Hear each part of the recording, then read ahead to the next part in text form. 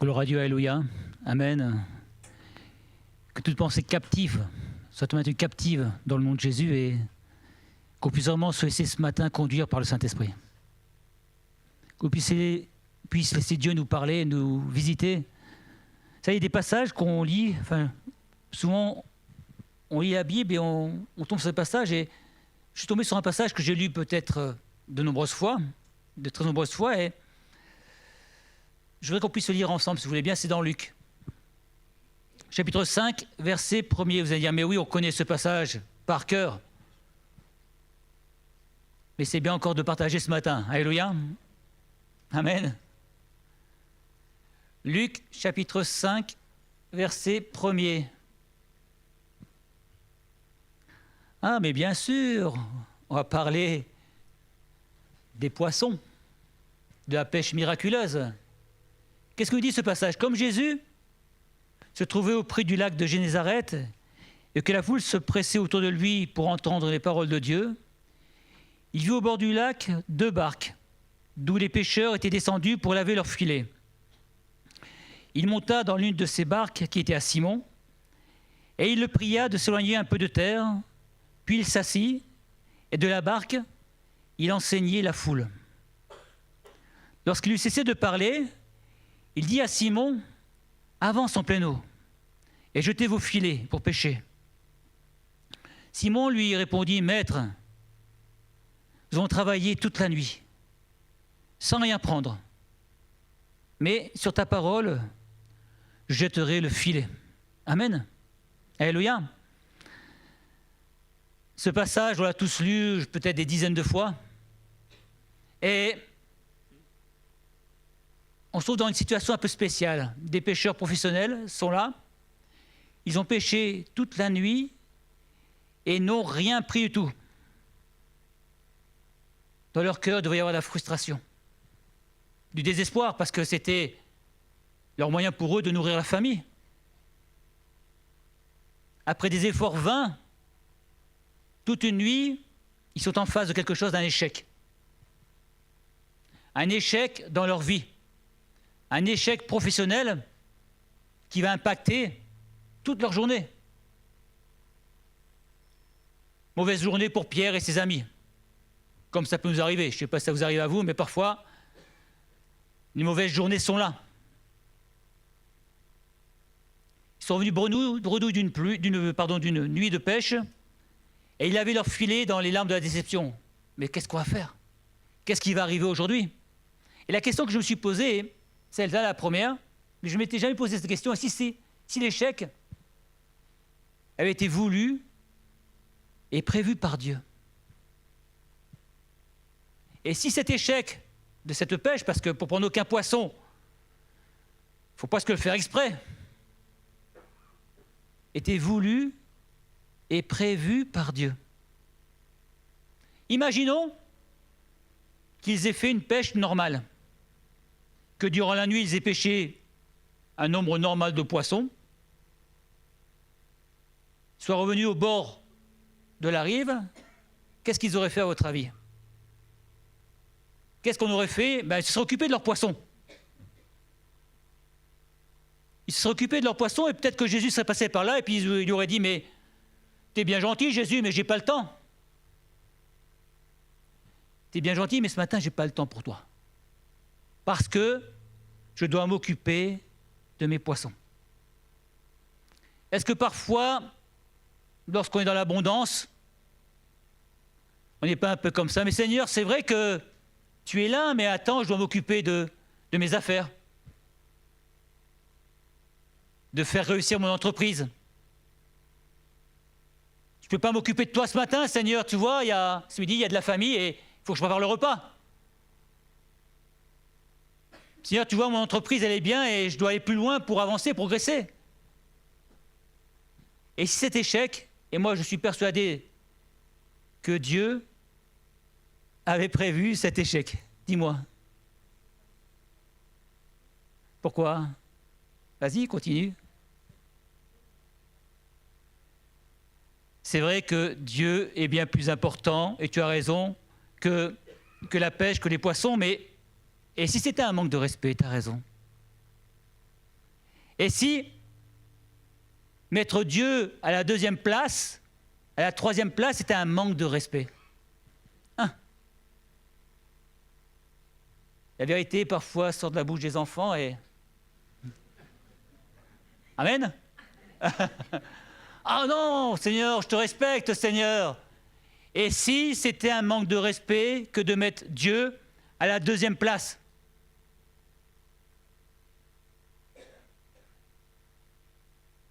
Quelle est la place que je donne à Dieu ce matin? Honnêtement. Merci. Honnêtement. C'est vrai. On disait tout à l'heure, mais je suis venu pourquoi ce matin? Qu'est-ce que je suis venu faire? Est-ce que je suis venu mettre Dieu à la première place ce matin dans mon culte d'adoration? Suis-je venu avec cet esprit ce matin? Ou par habitude? En disant, bah, c'est dimanche matin, en plus j'ai dormi 1 heure de plus, en pleine forme, je vais aller à l'église. Ne pas mettre Dieu à la première place, c'est un réel manque de respect.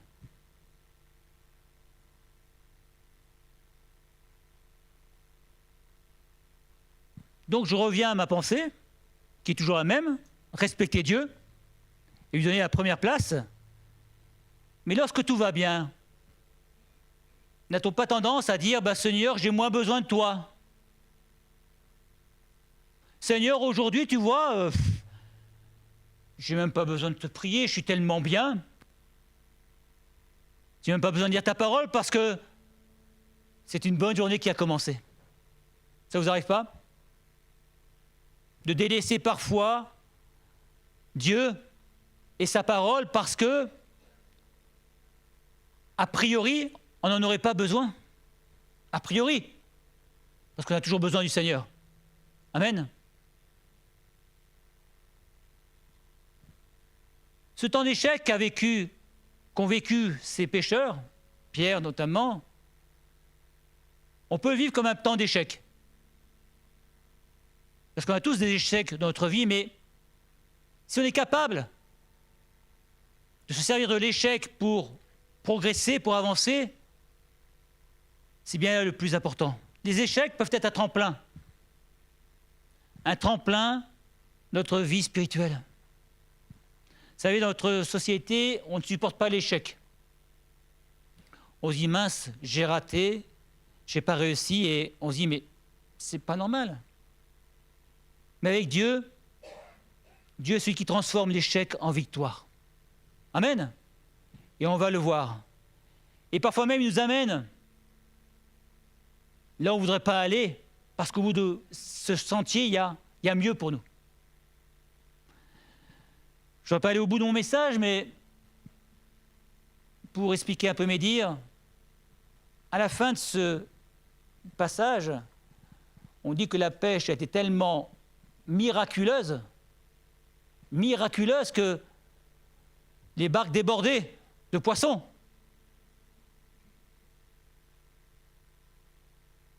Si les pêcheurs avaient fait une pêche normale, leur barque n'aurait jamais débordé de poissons.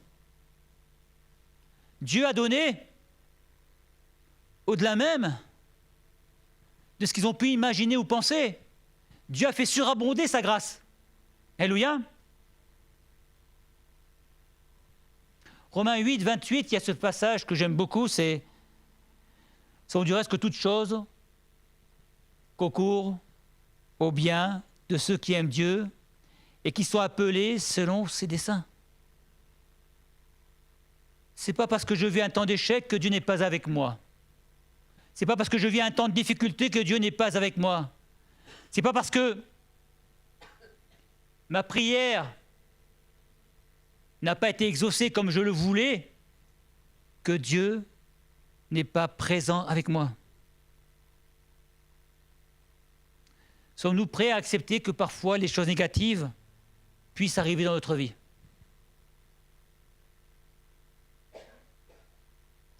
Sommes-nous prêts à vouloir et accepter que ces choses négatives, Dieu peut les transformer en bénédiction? Vous savez, la parole est la parole.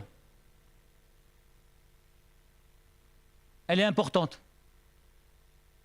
Toute la parole de Dieu est importante. Et parfois, vous savez, on passe au-dessus de la parole, on la lit, mais on ne comprend pas l'importance de tout ce qui est écrit, de tous ces mots, de tous ces détails parfois. Pourtant, le Saint-Esprit nous parle, il nous montre parfois un détail. Il nous montre qu'il est là présent. Moi, je le pense, il est là présent. Et ce matin, même si Dieu ne pourvoit pas à tous tes besoins matériels, une chose est certaine, c'est qu'il pourvoit à tes besoins spirituels. Et c'est bien là le plus important. Dieu est là. Dieu est présent avec nous. Dieu est avec nous ce matin, au milieu de son peuple, puisqu'il vit en nous. Puisqu'il règne en nous, c'est qu'il est là présent. Alors quand on va le louer le dimanche matin, on ne peut que se réjouir, non? On ne peut qu'avoir envie de le célébrer. Même au milieu de l'épreuve, on doit avoir envie de célébrer le Seigneur. Proverbe 19, verset 21, il est écrit « Il y a dans le cœur de l'homme beaucoup de projets. » Je ne sais pas si vous avez beaucoup de projets, moi j'en ai plein.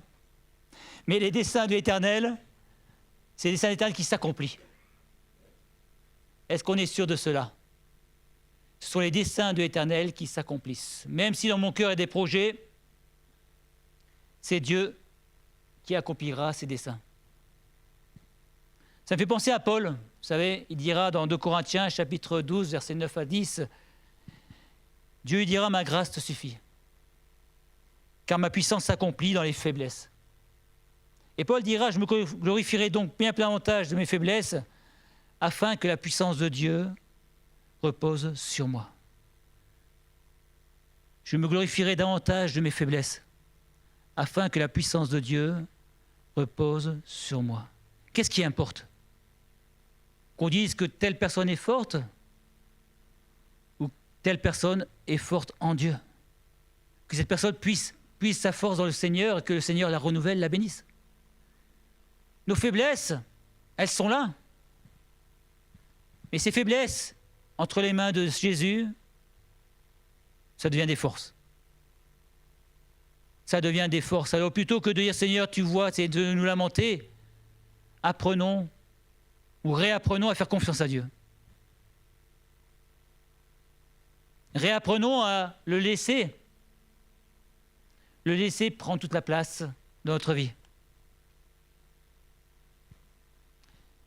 Face à l'échec, 2 attitudes. Vous savez, il y a ceux qui, dans l'échec, se renferment sur eux-mêmes et trouvent plein d'excuses. C'est à cause du voisin, à cause de mon conjoint, à cause de l'église, à cause du pasteur, c'est souvent le cas d'ailleurs. À cause de telle ou telle personne. Non, c'est pas vrai. Oh, c'est à vous. Quoique. Devant l'échec, on peut avoir deux attitudes. Ou on se renferme et on se dit, bon, ben, je ne vais plus nulle part. Et puis je reste chez moi, cloîtré entre 4 murs, et puis j'attends. Puis j'attends toujours. Il y a des gens qui attendent depuis un bout de temps. Ou je désire et je veux réagir. Ok, il y a un échec, il y a une erreur, il y a une faute, il y a même un péché. Il y a une situation qui n'est pas normale, mais j'ai envie que ça change. J'ai envie que le Seigneur vienne changer ces choses. Quelle est notre attitude ce matin devant l'échec? Qu'est-ce que j'ai envie de faire et qu'est-ce que j'ai envie, comment j'ai envie d'agir? Vous savez, ils sont là. Moi, j'imagine très bien en train de se dire, mais en train de laver les filets, puis comment on va faire aujourd'hui? Qu'est-ce qu'on va faire aujourd'hui? Comment on va nourrir la famille? Tout à coup, il y a Jésus qui vient. Le Seigneur va venir et puis il va illuminer cette journée qui était si mal partie. Alléluia. Il va l'illuminer. C'est quand on dit que il faut toujours remettre la journée au Seigneur, c'est important. Croyez-moi. C'est pas une habitude, c'est pas pour faire bien, c'est une nécessité. Chaque jour, nous devons remettre notre journée entre les mains du Seigneur. Il aurait pu dire au Seigneur, mais tu vois Jésus, j'en ai assez, je suis fatigué, prends une autre barque. Aujourd'hui, prends une autre barque parce que moi je suis fatigué, je vais me coucher. Ça ira mieux dans 2-3 jours, mais là je vais me coucher. Et la parole nous dit qu'il est monté dans la barque de Simon-Pierre.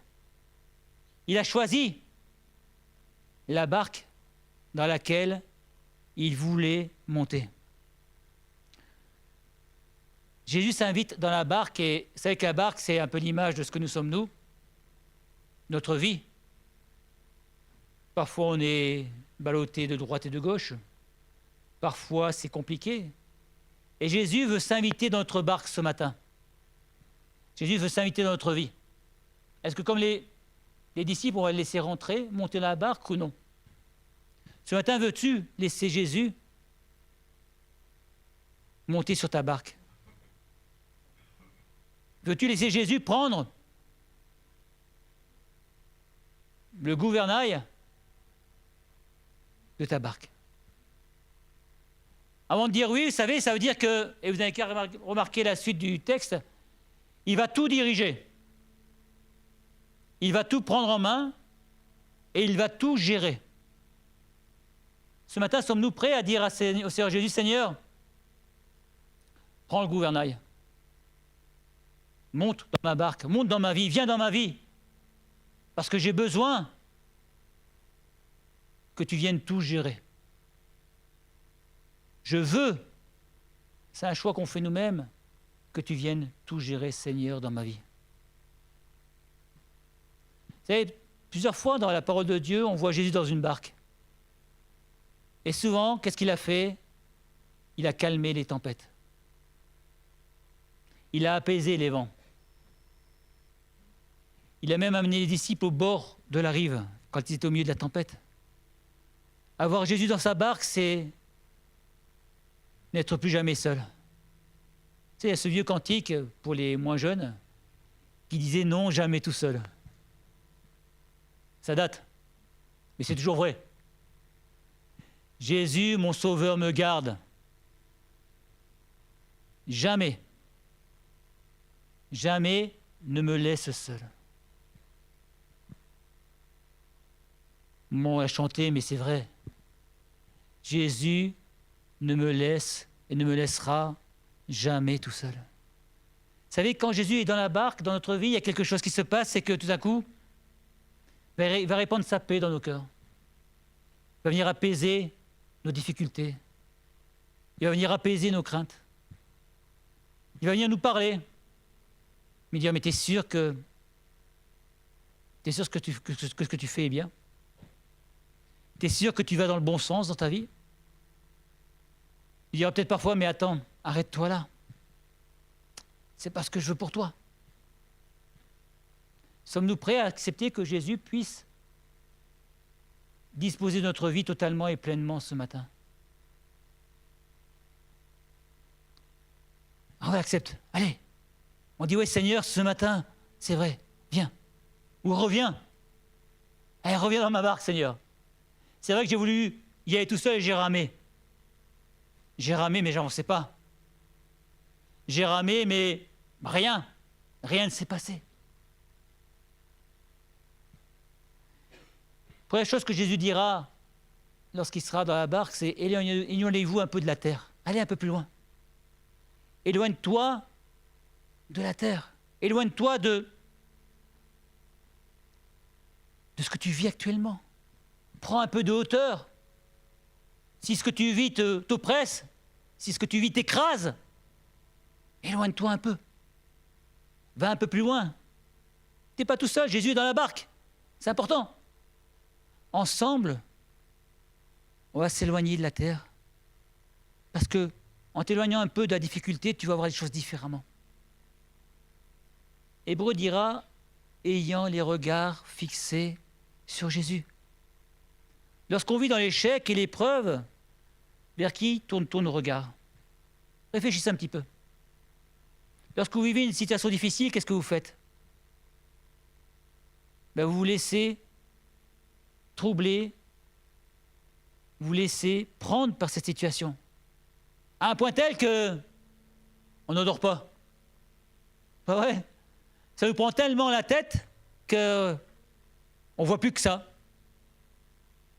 C'est une situation sur X situation, mais ça nous prend tout notre temps, toute notre énergie. On n'est plus capable de rien faire d'autre. Vous l'avez vécu, moi je l'ai vécu. On se laisse absorber par ces situations alors que Jésus est dans la barque avec nous. Il est là. Mais on ne regarde pas à lui. On oublie. Et on regarde notre situation et on peut la regarder, vous savez, un bout de temps, ça ne résoudra pas le problème. Elle sera toujours là.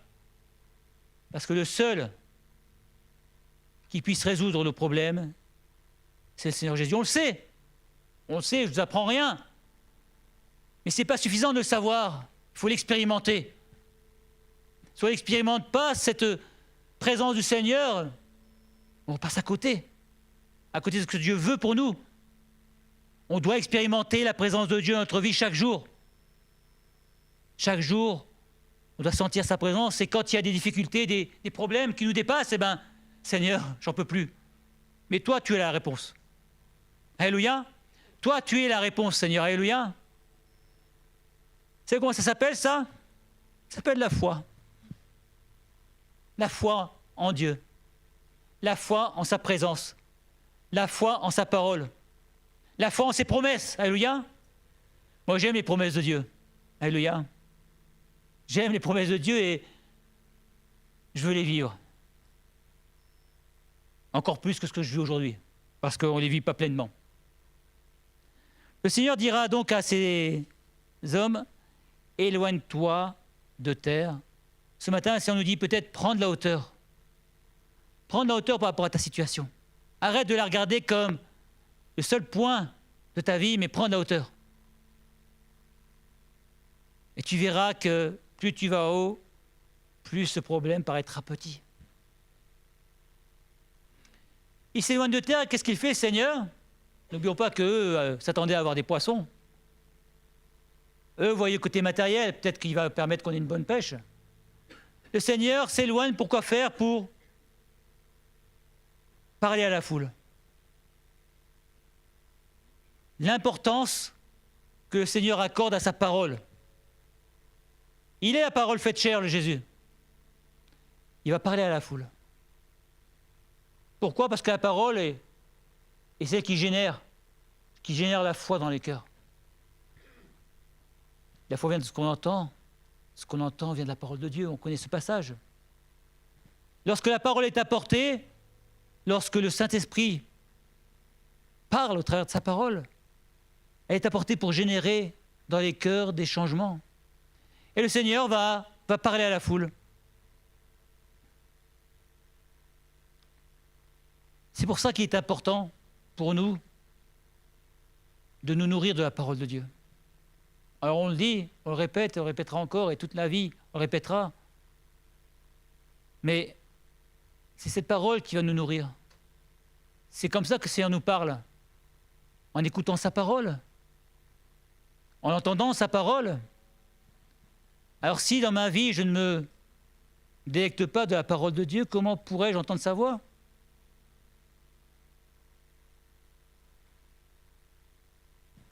En entendant la parole de Dieu, il va y avoir quelque chose qui va se créer en moi, c'est la foi.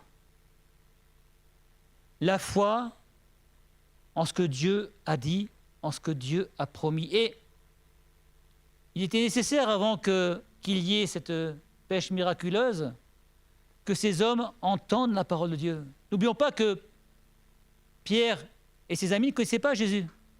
Ils avaient peut-être entendu parler de Jésus, mais ils ne connaissaient pas Jésus. Ils laissent quand même monter sur leur barque quelqu'un qu'ils ne connaissent pas personnellement, pas encore.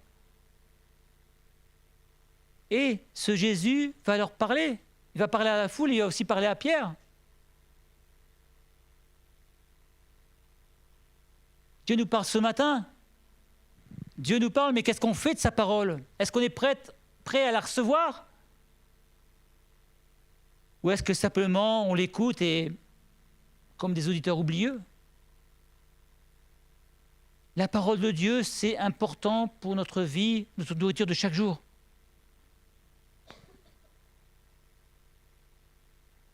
Cette parole va créer quelque chose en Pierre, c'est la foi. En ses amis, c'est la foi. Mais ce n'est pas suffisant encore.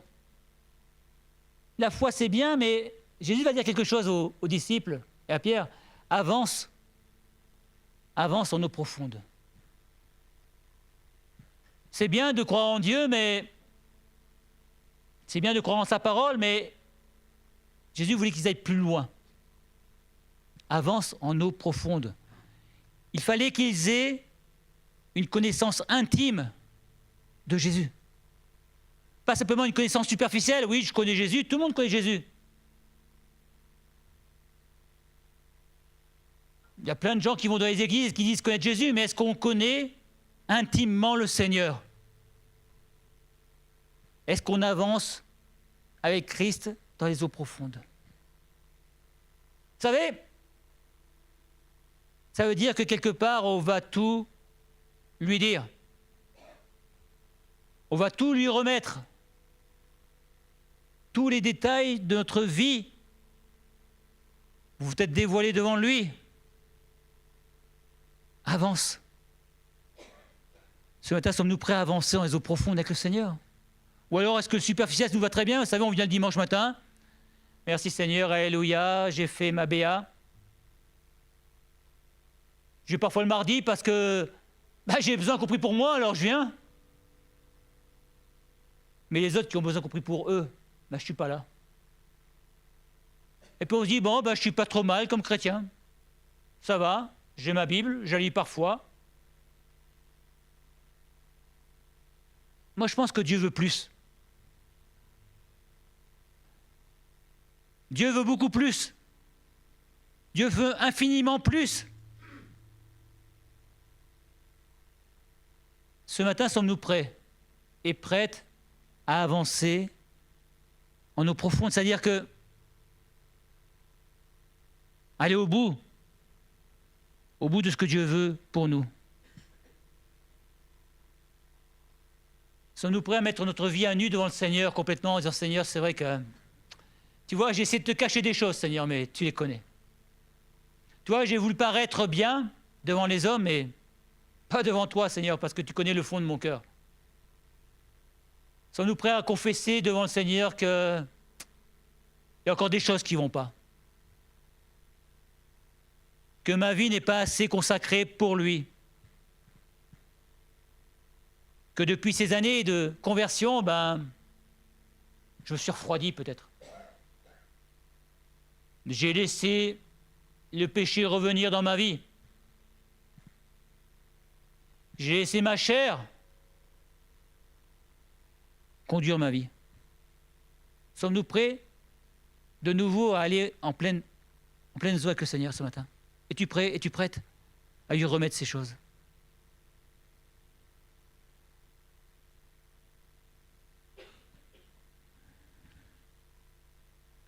On peut vivre une vie superficielle avec le Seigneur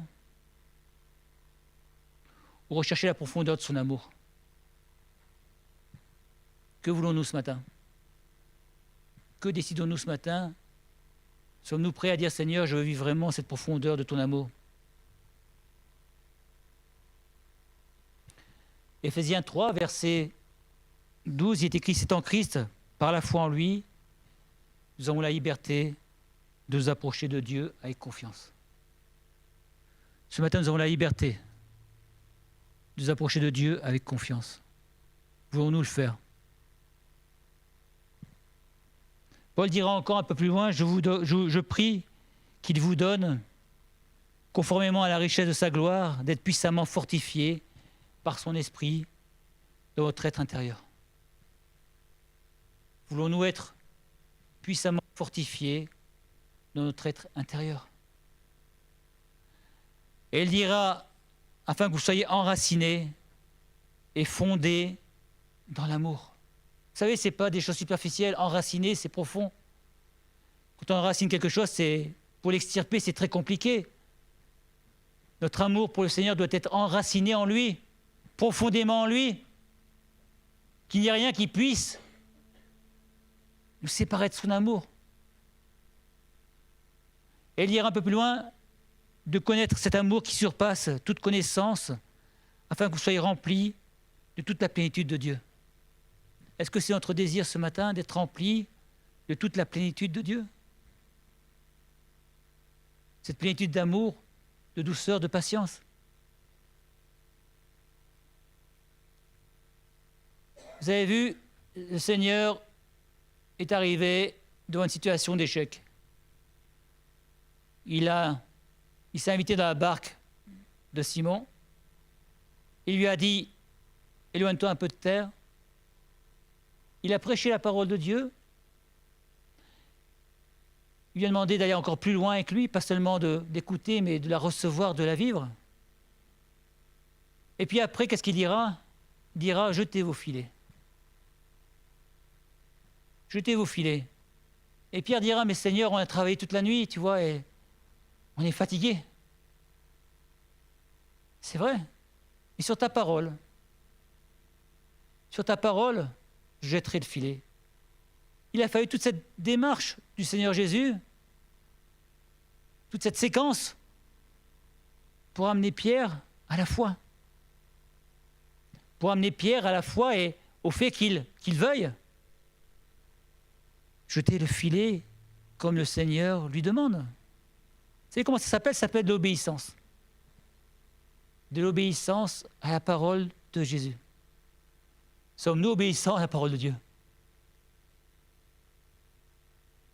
On connaît la suite et on sait que la pêche va être surabondante. Vous savez, quand Dieu prend les rênes de nos vies, la pêche est surabondante. Alléluia. Amen. Vous le croyez? Moi, je le crois en tout cas. Mais est-ce qu'on veut le vivre? Est-ce qu'on veut le vivre réellement? Alors avant de dire oui, il y a un prix à payer. Hein? Ah ouais? Alors on aime bien recevoir, mais on n'aime pas payer le prix parfois. Hein? On aime bien les cadeaux. Vous savez, les cadeaux c'est bien, mais parfois il y a un prix à payer. Avec le Seigneur, il y a un prix à payer.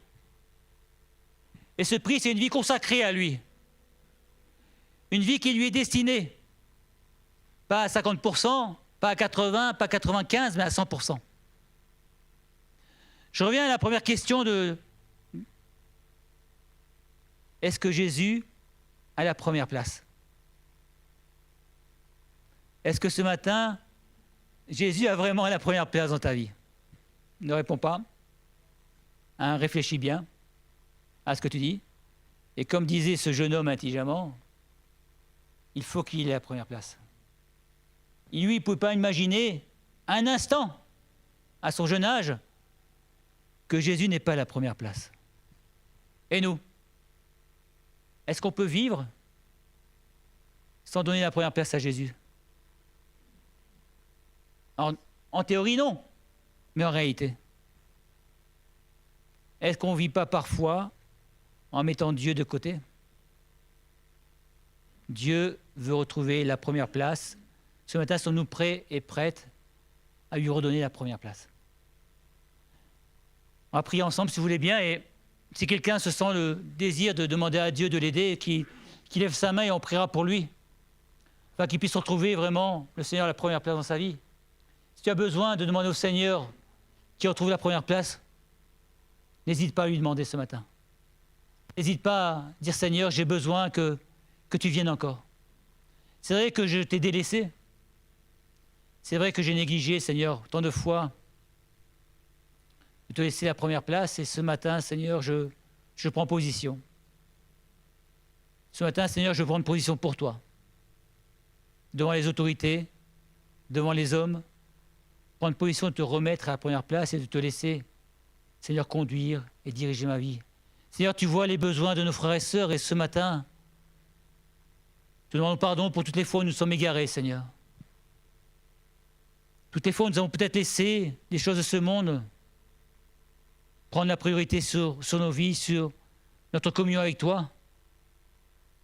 Te demander pardon pour toutes les fois où nous avons négligé, Seigneur. Négligé ta parole. Négligé de te suivre. Négligé d'aller là où tu le veux. Seigneur, ce matin, Ouais, ce matin, on veut reprendre, te redonner la première place dans nos vies. Te demander de nous aider à te mettre en priorité dans tous nos choix, nos pensées. Nous aider à conduire nos choix, Seigneur, à conduire nos vies. Je prie pour mes frères et sœurs qui sont là, qui ont besoin de toi, afin que tu accordes vraiment ta grâce et que tu les relèves, les renouvelles, les bénisses. Je te demande, Seigneur, dans le nom de Jésus. Amen.